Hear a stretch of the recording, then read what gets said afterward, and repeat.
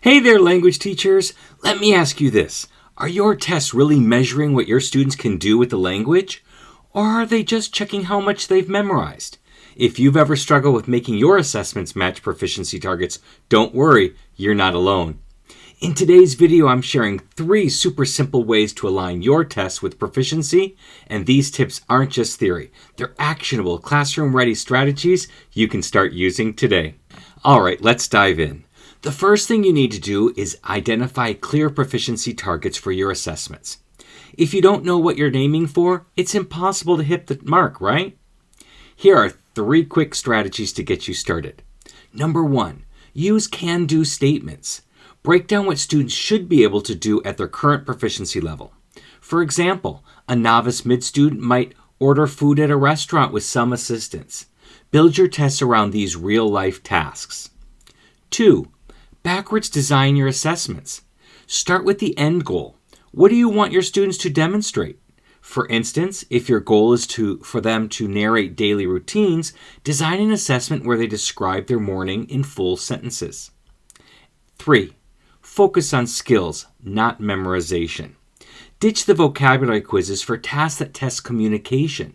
Instead of asking students to define words, have them use those words in context, like describing what they see in a picture. What's your biggest challenge when it comes to setting proficiency targets? Drop your thoughts in the comments. I'd love to hear about it. Now that we got our targets clear, let's talk about how to align your test formats with real-world language use. First of all, replace fill-in-the-blanks with open-ended prompts. Instead of asking students to conjugate verbs in isolation, give them a prompt like, describe what you would do on a perfect day. It's way more engaging and meaningful. 2, use authentic materials. Bring real-world resources into your assessments. For example, give students a menu and ask them to order a meal, or show them a subway map and ask them to plan a trip. And lastly, incorporate listening and speaking tasks. Record simple audio prompts like someone giving directions and have students respond verbally or write down the steps. This mirrors real-world interactions and helps build communication skills. If this is resonating with you so far, you're going to love what we're covering next. Quick pause before we move on. If you're ready to master proficiency-based assessments in your classroom, you need to check out my assessment academy at mm.us/academy. It's a 10-part course that walks you through everything from designing assessments aligned to standards to using the results to inform your teaching. If today's tips are helpful, the Academy will take your skills to the next level. And right now, we've got a special early bird discount, so don't miss out. Okay, now let's tackle feedback. Because honestly, even the best designed test won't help much if students don't understand how to improve.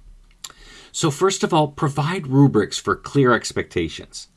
You'll want to use rubrics with proficiency-based descriptors like, can use complete sentences to express ideas. And share these with students ahead of time so they know exactly what to expect.